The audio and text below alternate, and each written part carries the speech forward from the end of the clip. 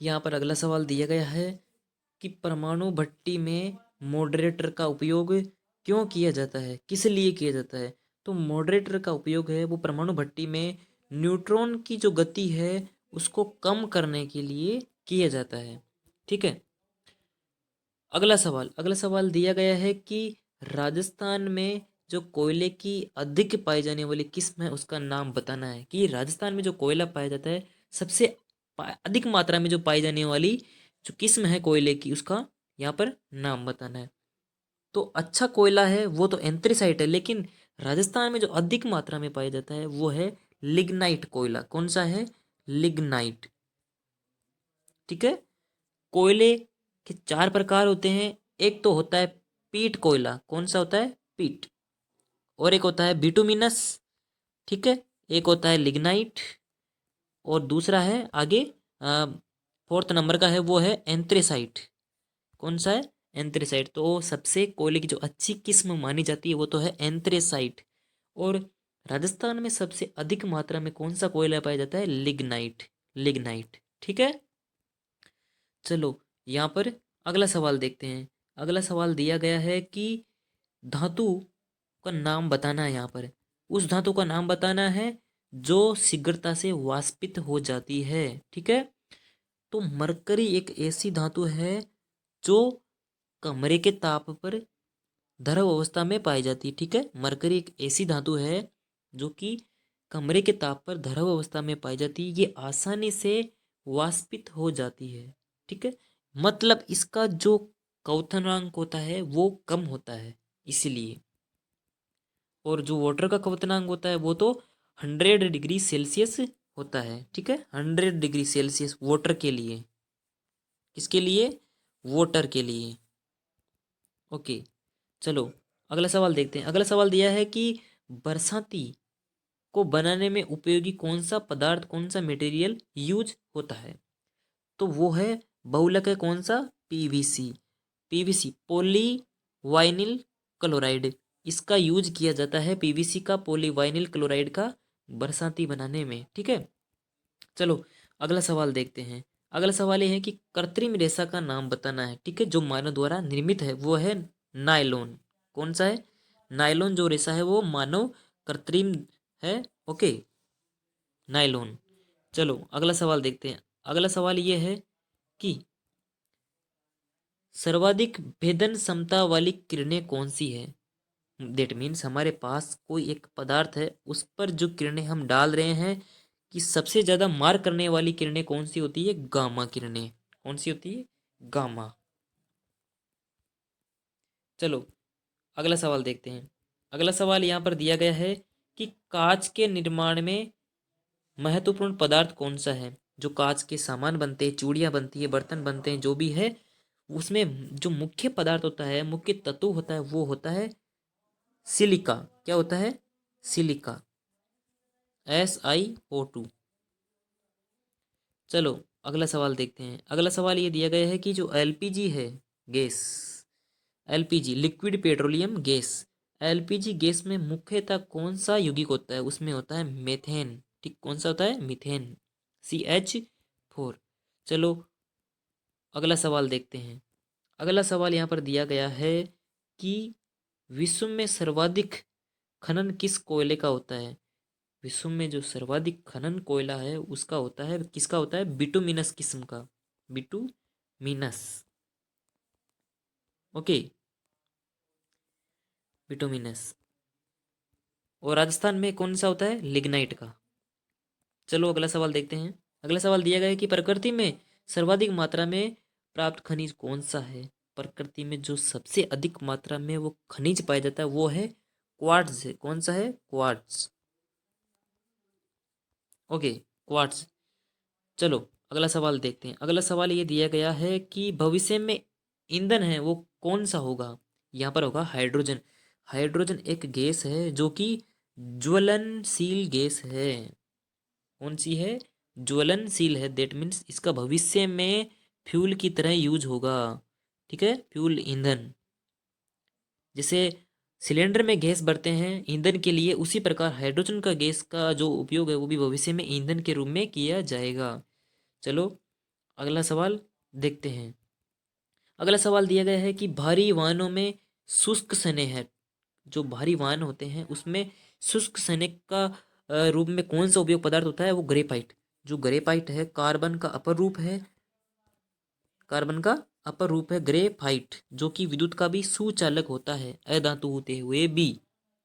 तो ग्रेफाइट का उपयोग किया जाता है जो भारी वाहन होते हैं उसमें शुष्क स्नेह के रूप में इसका यूज किया जाता है। स्नेह का मतलब होता है कि ये घर्षण को कम करता है, ताकि जो भारी वाहन है वो सामान को आसानी से एक दूसरी स्थान से मतलब दूसरे स्थान तक ले जा सके आसानी से। चलो अगला सवाल देखते हैं यहाँ पर। अगला सवाल अगला सवाल दिया गया है कि प्राकृतिक रबड़ किससे मिलता है? वो प्राकृतिक रबड़ मिलता है लेटेक्स से। पेड़ पौधे होते हैं ना, उनसे जो लेटेक्स निकलता है उससे बनाए जाते हैं प्राकृतिक रबड़। और प्राकृतिक जो रबड़ की इकाई है वो कौन सी है? आइसोप्रिन। कौन सी है? आइसोप्रिन। चलो अगला सवाल देखते हैं यहाँ पर। अगला सवाल दिया गया है कि अलोहा धातु किसे बोलते हैं? अलोहा धातु, लोहा तो आयरन होता है Fe, और जो अलोहा होता है उसे बोलते हैं धातु एल्यूमिनियम। दैट मीन्स एल्यूमिनियम को अलोहा धातु बोला जाता है। चलो लास्ट क्वेश्चन क्या दे रखा है? लास्ट क्वेश्चन ये दे रखा है कि उस गैस का नाम बताना है जो सर्वाधिक विषैली गैस है। क्या है? सर्वाधिक विषैली गैस है। तो यहाँ पर जो सर्वाधिक विषैली गैस है वो है कार्बन मोनोऑक्साइड, CO। ठीक है, ये बहुत ही विषैली गैस है जो कि धूम्रपान करते वक्त भी ये निकलती है। बहुत सारी जो फैक्ट्रियाँ होती है, इंडस्ट्री होती है, वहाँ से भी ये निकलती है। ठीक है, तो यहाँ पर ये क्वेश्चन कंप्लीट हो चुके हैं। ठीक है, अब यहाँ पर एक इम्पोर्टेंट क्वेश्चन को हम देख लेते हैं, वो यहाँ पर नहीं है। वो यह है कि जो ग्लूकोज होता है, ग्लूकोज होता है और जो फ्रक्टोज होता है, ग्लूकोज और जो फ्रक्टोज होता है, दोनों ही क्या है? मोनोसेकेराइड है। ठीक है, मोनोसेकेराइड है, मोनोसेकेराइड कार्बोहाइड्रेट। दैट मीन्स जो ग्लूकोज को और तोड़ेंगे तो ये दूसरी इकाई में टूटता नहीं है। ठीक है, लेकिन जैसे ही हम जो सुक्रोज होती है, सुक्रोज होती है, सुक्रोज का सूत्र क्या होता है? सुक्रोज का होता है C12H22O11। ठीक है, तो सुक्रोज को जब तोड़ते हैं तो ये ग्लूकोज और फ्रक्टोज में टूट जाती है। मतलब ग्लूकोज और फ्रक्टोज से कौन बनती है? शुगर बनती है। ठीक है, ये बात समझ में आई। दूसरी बात, दूसरी बात हम क्या देख रहे थे कि जो पादप होते हैं, जो पादप होते हैं उनमें जो भोजन है वो किस रूप में संचित होता है, मतलब संग्रहित होता है? वो होता है स्टार्च के रूप में। स्टार्च के रूप में पादपों में भोजन संचित होता है। और जो मानव होते हैं, मनुष्य, मानव में जो भोजन है वो किस रूप में संचित होता है? वो होता है ग्लाइकोजन के रूप में। किसके रूप में होता है? ग्लाइकोजन के रूप में। ठीक है, जब शरीर को आवश्यकता होती है ग्लूकोज को, ग्लूकोज की, तो ग्लाइकोजन है वो किस में टूट जाता है? वो टूट जाता है ग्लूकोज में। ठीक है, ओके। यहाँ पर पहला सवाल है कि रेडियम की खोज किस वैज्ञानिक द्वारा की गई? रेडियम एक रेडियो सक्रिय धातु है जिसकी खोज मैडम मैडम क्यूरी द्वारा की गई। किसके द्वारा की गई रेडियम की खोज? Madam Curie. मैडम क्यूरी एक साइंटिस्ट है जिसने इसकी खोज की, रेडियम की। ठीक है, अगला सवाल यहाँ पर दिया गया है कि सर्वाधिक मात्रा में वायु में उपस्थित अक्रिय गैस कौन सी है? हमारे जो आवर्त सारणी है उसमें जो एलिमेंट होते हैं, जो 18वें वर्ग के एलिमेंट है वो है अक्रिय यौगिक। ठीक है, जैसे हीलियम है, और नियोन, ऑर्गन, क्रिप्टॉन, और जीनोन, और रेडोन। ठीक है, तो यहाँ पर ये जितनी भी गैसें हैं ये अक्रिय गैसें हैं। ठीक है, ये अक्रिय का मतलब है कि ये दूसरे जो तत्व है उसके साथ बहुत ही कम क्रिया करती है। ठीक है, एकदम से अक्रियाशील। दैट मीन्स यहाँ पर जो ऑर्गन है, जो ऑर्गन है उसकी वायु में मात्रा सर्वाधिक होती है वायुमंडल में। ठीक है, अगला सवाल, अगला सवाल यहाँ पर दिया गया है कि टॉर्च में प्रयुक्त सेल कौन सा होता है। जो हमारी बैटरी होती है उसमें सेल कौन सा होता है, शुष्क सेल। कौन सा होता है, शुष्क सेल। ओके। अगला सवाल दिया गया है यहाँ पर कि लकड़ी की वस्तुओं को कीड़ों से बचाने के लिए उपयोगी है। लकड़ी की जो वस्तुएं होती है उनको कीड़ों से बचाने के लिए किसका यूज किया जाता है। कभी कभी क्या होता है कि जो ये लकड़ी होती है वो दीमक के संपर्क में आने से दीमक क्या कर देती है, लकड़ी में छिद्र कर देती है छोटी छोटी, और उसको खराब कर देती है। चलो अगला देखते हैं, यहाँ पर इसका आंसर देखते हैं कि लकड़ी की जो वस्तुओं को कीड़ों से बचाने के लिए उपयोगी पदार्थ है वो है जिंक क्लोराइड। जिंक क्लोराइड का उपयोग किया जाता है। जो लकड़ी की जितनी भी वस्तुएं होती है, फर्नीचर होते हैं, उनको कीड़ों मकोड़ों से बचाया जाता है जिंक क्लोराइड के द्वारा। ठीक है। चलो अगला सवाल देखते हैं यहाँ पर। अगला सवाल दिया गया है कि पारे को रखा जाता है। पारे को रखा जाता है। पारा पारा एक धातु होते हुए भी कमरे के ताप पर द्रव अवस्था में पाई जाती है। कमरे के ताप पर मतलब 25 डिग्री सेल्सियस। मतलब ये धातु है मरकरी, लेकिन फिर भी ये द्रव अवस्था में पाई जाती है। जिसको किस में रखा जाता है, आयरन का एक पात्र होता है, आयरन Fe, लोहा, जिसमें इस आयरन को मरकरी को रखा जाता है आयरन के पात्र में, लोहे के पात्र में। चलो अगला सवाल देखते हैं। अगला सवाल दिया गया है कि तंबाकू में उपस्थित, जो तंबाकू है उसमें उपस्थित विषैला पदार्थ कौन सा होता है। तंबाकू होता है उसमें बताना है कि जो विषैला पदार्थ है वो कौन सा है। ठीक है। तंबाकू में इसमें होता है निकोटिन। जो धुआं निकलता है उसमें बहुत ही जहरीला रसायन होता है, उसका नाम होता है निकोटिन। ठीक है। चलो अगला सवाल देखते हैं कि दूध होता है वो खट्टा किस कारण हो जाता है। ये पहले सवाल आ चुका है हमारे लेक्चर में। इसमें जो दूध है, मिल्क, वो खट्टा होता है किसके कारण, वो होता है लैक्टिक एसिड के कारण। लैक्टिक अम्ल बनने के कारण वो खट्टा हो जाता है। ठीक है। चलो अगला सवाल देखते हैं। अगला सवाल देखते हैं कि शुद्ध सोना है वो कितने कैरेट का होता है। शुद्ध सोना कितने कैरेट का होता है। शुद्ध सोना होता है 24 कैरेट का, 24 कैरेट। ठीक है। तो इसीलिए शुद्ध सोने के जो आभूषण है वो बनाए नहीं जाते, क्योंकि बहुत ही लचीला होता है। तो इसमें इसको मतलब अच्छा बनाने के लिए इसमें और दूसरे पदार्थ भी मिलाए जाते हैं, जैसे कॉपर है, ऐसे मिलाए जाते हैं। ठीक है। चलो अगला सवाल देखते हैं यहाँ पर।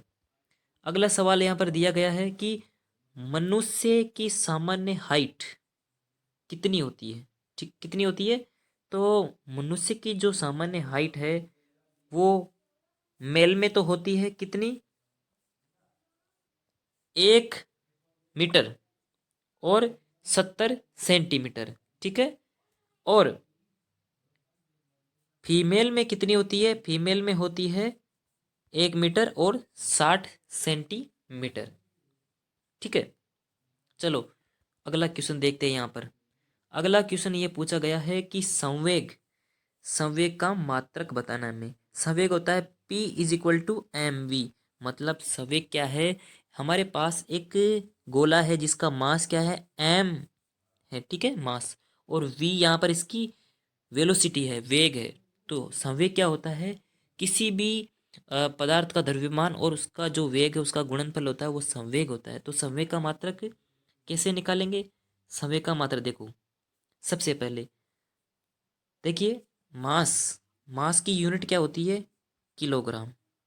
और यहाँ पर वेलोसिटी, वेग का मात्रक होता है मीटर पर सेकंड। तो ओवरऑल अपने पास जो संवेग का मात्रक आएगा वो क्या आएगा, किलोग्राम मीटर पर सेकंड। ठीक है।